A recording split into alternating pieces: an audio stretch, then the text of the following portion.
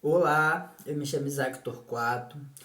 O tema do nosso vídeo de hoje é a Revolução Cultural Chinesa, período esse que vai de 1966 até 1976. Momento esse da história, chinesa, onde é que nós vamos falar que é uma revolução dentro de uma outra revolução. Esse vídeo aqui ele não vai se atentar para falar sobre a Revolução Chinesa, lá do Mao Tse-tung, lá que vai tornar a China, socialista, mas sim esse processo da revolução cultural dentro da própria Revolução Chinesa, Momento esse tão importante para pensar a solidificação das bases atualmente da China, do fortalecimento do socialismo dentro da China naquele contexto que vai verberar, como consequências para a China atualmente, e todo esse momento cultural pensando a China soviética no século XX. Dado essa devida introdução, eu me apresento, eu sou Isaac Torquato, tenho formação em História pela Universidade Federal Rural do Rio de Janeiro e hoje iremos falar um pouco sobre a Revolução Cultural Chinesa. O que sempre é importante destacar, dentro da área da história, é tentar entender os seus antecedentes que culminou e que ruminou no que nós chegamos num processo histórico, certo? A história está totalmente conectada, as coisas elas não acontecem de forma isolada. E falar sobre a Revolução Cultural Chinesa também é falar desse ponto de vista, do ponto aonde nós devemos falar do antecedente para depois entender o que aconteceu, certo? E para isso a gente tem que entender também, o que foi a Revolução Cultural Chinesa, O que ela propôs, Ela se propôs a um projeto político, então ela vem de parte do Estado e um projeto também cultural. Para o quê, Trazendo um processo de massificação. Claro que teve suas consequências, já iremos falar também, ao decorrer do vídeo, mas entender esse processo, que ele é um projeto político e também um projeto cultural, feito de cima para baixo, feito pelo próprio Estado socialista, certo? E aí, o que é bom destacar, é que essa revolução ela foi utilizada, ali a partir de 1966, porque estava tendo muita influência, estava tendo muita, de certa forma, deterioração do que nós entendemos como socialismo na China. E aí o Mao Tse-tung, pensando em solucionar esse problema de influência capitalista, rompimento também com a antiga União Soviética, ele vai propor essa revolução. E o que é bom entender, Nós temos que entender, o que foi para entender 1966, nós temos que entender o que estava acontecendo no mundo geopoliticamente a partir dos anos 50. Estávamos vivendo aquele processo que nós conhecemos como Guerra Fria, momento esse que vão ter as duas potências, disputando hegemonia política, ideológica e econômica, não podemos esquecer esses três pontos, que é de um lado os Estados Unidos da América e de outro lado a União Soviética, certo? Um propondo o capitalismo e o outro propondo como modo de produção o socialismo, pensando nessa estruturação de uma sociedade se organizando economicamente, socialmente e politicamente dentro desses modelos que nós conhecemos como modos de produção, capitalismo e socialismo. E aí o que acontece na antiga União Soviética? A União Soviética, que vai ser um resultado, lá de 1917, conhecido como Revolução Russa, ali por Lenin e todo aquele processo ali que vai culminar na União Soviética como socialista, ela não podemos olhar a União Soviética ao longo do século XX, ela vai cair em 1991 como algo homogêneo. O que eu quero dizer com isso, pessoal? Como algo estático, como algo único. A União Soviética ela teve vários processos históricos, várias ideologias diferentes. Nesse sentido, não podemos pensar ela desta forma, de forma diferente como eu trouxe para vocês. A União Soviética, a partir dos anos 50, ela vai se modificar e ela vai romper também com algumas potências mundiais que vai entender que a União Soviética estava se desviando, do seu propósito lá de 1917, aquele propósito socialista-leninista. E aí que nesse momento que a China, observando esse momento da União Soviética, ela vai enxergar o quê, né? Que a União Soviética ela não está propondo o que, que ela planejou. E por isso que ela rompe e se vê, de certa forma, isolada, certo? E aí o que, que nós podemos destacar? Que em 1953 nós temos a morte de Joseph Stalin. O Stalin que foi uma das figuras muito importantes para pensar a União Soviética naquele contexto. E aí, quando nós vamos pensar, né, em 1953, quando Stalin morre, né, e ele que pretende dar continuidade, também cabe aqui falar um vídeo só sobre Joseph Stalin, e ele que pretende dar continuidade às bases ali do Lenin, da União Soviética ali, né, após a morte do Lenin, né, ele, depois que ele morre, nós conhecemos como um projeto político chamado de desestalinização. E o que foi desestalinização, né? A partir de 1958, lá na União Soviética, olha como é que nós estamos buscando já os antecedentes para pensar a Revolução Cultural Chinesa, né? O então Nikita Khrushchev, ele vai assumir o partido, né, da União Soviética, lembrando que a União Soviética não tem presidente, né, mas sim é chefe de partido, né? E ele vai assumir a União Soviética e vai modificar as estruturas ideológicas da União Soviética. E aí é nesse momento que essas mudanças ideológicas elas vão verberar como consequência também na China socialista que tinha passado por esse processo socialista. É importante destacar também que a China, né, devido ao seu processo de socialismo, devido à sua construção histórica do socialismo, ela teve as suas características próprias, certo? Características essas conseguiram contornar a China como uma sociedade, né, do seu socialismo próprio, né, autônomo, seu socialismo forte. Isso foi fundamental para pensar esse rompimento com a União Soviética, beleza?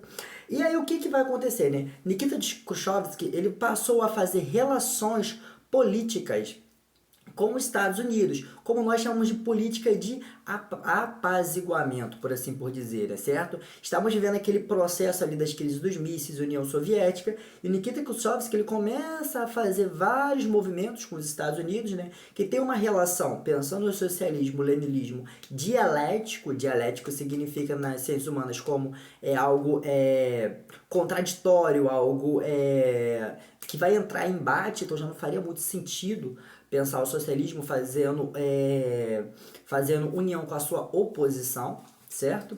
E aí o que acontece? Nós vamos entender que a União Soviética ela não vai se aproximar dos Estados Unidos de forma ideológica. Claro, o socialismo na União Soviética ainda é um outro processo, mas que vai criar várias políticas de apaziguamento com os Estados Unidos, e aí é nesse momento que a China começa a pensar o seu rompimento com a União Soviética, se vendo isolado dentro desse modelo socialista. O nome dado, né, para essa política de apaziguamento é chamado de Plano Internacional de Coexistência Pacífica, aonde vai existir uma relação entre o socialismo e o capitalismo como uma forma de você coexistir, uma forma de você elaborar melhor essas existências ideológicas, certo?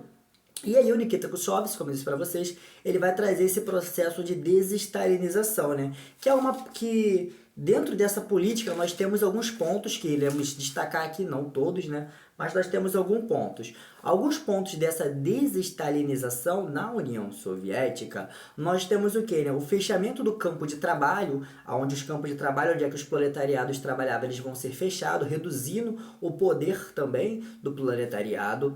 Nós temos também a redução das fábricas de armas comuns. Você imagina, em meio à União Soviética, meio à Guerra Fria, nós aqui uma disputa ideológica e dentro da União Soviética, né, se produz cada vez mais armas comuns, claro, as armas grandes aí das nucleares ainda estavam sendo produzidas, certo? Mas é uma forma de você dar uma resposta para o mundo dizendo que, né, o nosso poder militar bélico, ele está dando uma desacelerada.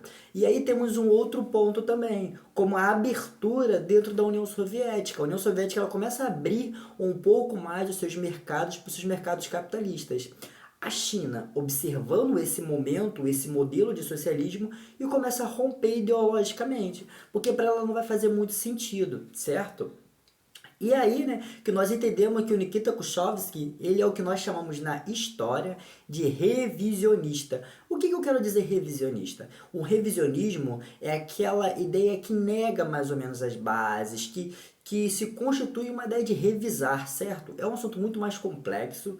Claro, cabe um vídeo só para falar sobre isso dentro da teoria da história, mas de todo modo eu quero dizer que revisionismo seria isso, uma ideia de você romper com uma base, certo? E aí que nós vai dizer o quê? Né? Que ele é o revisionismo do marxismo-leninismo, porque ele vai entrar em contramão tudo aquilo que o marxismo-leninismo pregava.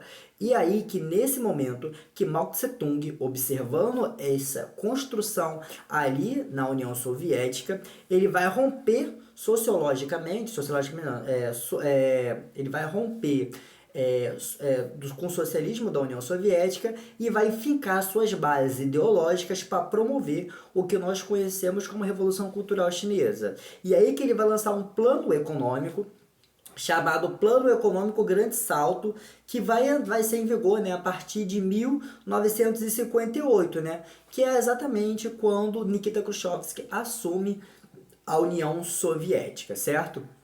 E aí, dentro desse plano, né, ele vendo a China observando sem apoio nenhum agora da União Soviética, vendo de forma isolada, ele vai pensar em ficar suas bases socialistas dentro da União Soviética, dentro da China, desculpa. E aí, dentro desse plano, nós temos o fortalecimento de bases econômicas essas como a indústria, bases econômicas essas como o campus. Se hoje em dia nós observamos a China, uma China forte, uma China grande, né, e vem se crescendo cada vez mais a partir dos anos 2000, é porque lá no contexto do século XX, lá a partir desse período lá dos anos 60 para os anos 70, nós temos o que? O fortalecimento dessa indústria. É uma política de Estado, não é uma política de governo, certo? E aí que o Mao Tse-tung ele vai lançar o que, né? Essa relação, né, de economia entre o campo e a cidade, aonde a população ela vai transitar entre o campo e a cidade, ou vai fincar também entre as bases entre o campo e a cidade, e nós vamos ter uma maior reestruturação do proletariado de trabalhar cada vez mais para aumentar a sua economia, certo? Além disso, né, ele também defendia a ideia também, né, de o quê? Né? De abrir também um pouco o mercado, certo? E aí, também nós temos como esse trabalho de campo da cidade era dividido em comunas. O que quero dizer comunas? Né? Eram pequenas células de trabalhadores que estruturavam a mão de obra dentro daquele momento. E o Estado, né, ele via, né, como essa política, né, do que, né, de traçar cada vez várias metas, certo? Não se lançava por si só. O Estado ele precisava, né, criar várias metas para as metas sendo cumpridas para nós restabelecermos essa economia dentro da China, certo? Além disso, né, nós temos, né, que todo esse processo ele vai gerar, né, grandes problemas dentro da China também, certo? Quando é lançado esse plano, nós temos essa questão, né, desse deslocamento, né? Pensa que esse deslocamento dessa época, né, que nós fazemos hoje em dia, ocorreu deslocamentos de muitas mortes. A China, né, ela também passou por um processo de uma crise agrária, uma crise climática, isso também gerou muitas mortes, né? A falta de organização também, a busca por oposições dentro da China, e isso tudo culminou no que nós conhecemos como problemas estruturais também, né? Que levaram à morte, levaram à perseguição dentro da China, certo? Quem não era de acordo foi também perseguido. Porém, o que é importante destacar, né, que quem criticava, quem demonstrava o que estava acontecendo eram os dados norte-americanos. E aí, né, você pensa que é o período de Guerra Fria. Vocês acham que os Estados Unidos ele vai proporcionar dados seguros? Eles vão estipular que teve muita morte, vão estipular que muitas pessoas foram perseguidas, porém nós estamos falando da oposição. Quando nós falamos sobre quem fornece os dados, cabe a nós, como cientista, como pensamento crítico, pensar que método esse dado ele foi produzido, qual é a função desse dado, qual é o país que está criando esse dado. E nós temos uma visão mais ampla, porque não podemos simplesmente aceitar um dado por ser um dado, temos que questionar como esse dado foi produzido, qual foi a metodologia para providenciar esse dado, certo? E hoje em dia já observamos, né, que os Estados Unidos ele propôs uns dados muito alarmantes, muito, como é que eu vou dizer, né, muito midiático para ganhar, né, aquele contexto da questão ideológica, beleza? Além disso, né, nós tivemos esse processo, né, aonde que vai ocorrer também já devido a esse plano, né, uma oposição dentro do próprio Partido Comunista Chinês, aonde nós temos, né, o segundo presidente Liu Shaoqin, aonde ele vai ser perseguido dentro da revolução. E é desse momento que o Mao Tse-tung, né, como uma figura gigantesca ali na União Soviética, ele vai proporcionar essa revolução cultural chinesa, aonde ele vai implementar, né, dentro da China, desculpa, né, aonde vai ter várias questões culturais para que a população, uma questão de massa, apoie a China comunista, certo? Pensando em reduzir essas influências vindas de fora, pensando em sustentar as bases chinesas, pensando em reestruturar ideologicamente a população para apoiar todo esse processo socialista. E aí nós tivemos, né, que dentro dessa revolução, né, como Mao Tse Tung observou que estava cada vez mais tendo o ataque dos seus próprios tendo ataque, né, dentro da própria China, né? E aí que ele vai lançar essa revolução, aonde nós temos, né, de primeira, né, grupos como os estudantes secundaristas, lembrando que estamos vendo também aquele contexto de maio de 68 lá na França, onde é que os estudantes vão partir para cima, né, em questões mais políticas, isso também vai influenciar aqui na China também, né, aonde os estudantes secundaristas, eles vão promover essa promoção da culturalização, né, do socialismo, do fortalecimento das bases dentro da China. Além disso, nós temos também, né, a criação de grupos militares, né, como os grupos do Grupo Vermelho, né? Não é o Exército Vermelho, que, claro, o Exército Vermelho já foi constituído bem antes, mas temos grupos vermelhos, né, de pequenos civis e estudantes, né, que vão promover essa fiscalização também, né, sobre a China, sobre esse processo socialista, sobre a divulgação. Nós temos o Pequeno Livro Vermelho, aonde era um manual que Mao Tse-tung, né, distribuía nas escolas, distribuía para a sociedade, fincando cada vez mais as bases socialistas, e eles também eram promovidos pelos estudantes secundaristas. Além disso, nós temos também, né, a manutenção desse processo revolucionário chinês, porque a China, observando isso, né, ela entende que precisa ter uma manutenção, porque ela está sendo atacada, já está isolada, os Estados Unidos já está ali. Então, a Revolução Cultural Chinesa, ela passa por esse processo de manutenção da Revolução Cultural Chinesa, né? E aí outros grupos também vão surgir dentro desse momento. Lembrando que isso é um processo de muita propaganda. Grupos esses chamados, né, a destruição dos quatro velhos. Só eram grupos que se estabeleciam onde é que se tinha uma ideia de atacar quatro pontos muito importantes, que era chamado de grupo dos quatro velhos. E quais são esses grupos? Nós temos os grupos velhos, né, que é chamado os grupos culturais, os grupos ideais, os hábitos e os costumes. Então pensava em destruir esses quatro pontos, né? Nós não queremos o que seriam os velhos, né? Os velhos hábitos, as velhas ideias, os velhos costumes e também a velha cultura, certo? E aí também é lançado, né, dentro desse processo da Revolução Cultural Chinesa, a gangue dos quatro, onde é que nós vamos ter quatro pessoas bastante influentes. Um desses influentes, né, é até a esposa de Mao Tse Tung, e aí dentro desses quatro vai ter uma influência onde é que dentro do Partido Comunista Chinês, que eles vão querer perseguir e influenciar o que, né? A promoção do socialismo, certo? Para promover o que? O que nós conhecemos como essa influência. Lembra que o partido lá, o segundo presidente, já estava se corrompendo, mudando de ideia? Então precisa ter uma influência dentro do partido, e aí é que essa gangue dos quatro é estabelecido essa influência, certo? E claro, né? Em 1976, nós tivemos a morte do então líder, né, Mao Tse-tung, e aí com a morte do líder Mao Tse-tung, nós chegamos ao fim do que nós conhecemos como Revolução Cultural Chinesa. E aí dentro disso, né, como um efeito de resposta, claro, todo mundo que persegue, e quando essa pessoa que persegue chega ao poder, ela persegue quem é perseguido de volta, certo? A história ela também tem essas controvérsias. Enquanto eu te perseguo, tudo bem, e depois você me persegue também, quando você é sob poder. E aí que a gangue dos quatro, elas vão passar a perseguida. Nós temos a abertura desse processo, né, como aconteceu na União Soviética, vai acontecer também na China. Nós temos a base da Revolução Chinesa, como eu trouxe para vocês, né, e muita crítica a esse momento, a esse contexto e a esse período. Beleza, pessoal? Espero que tenham gostado, espero que tenham entendido. Essa foi a Revolução Cultural Chinesa, pensando no processo no contexto do século XX e na Revolução Socialista Chinesa. Show?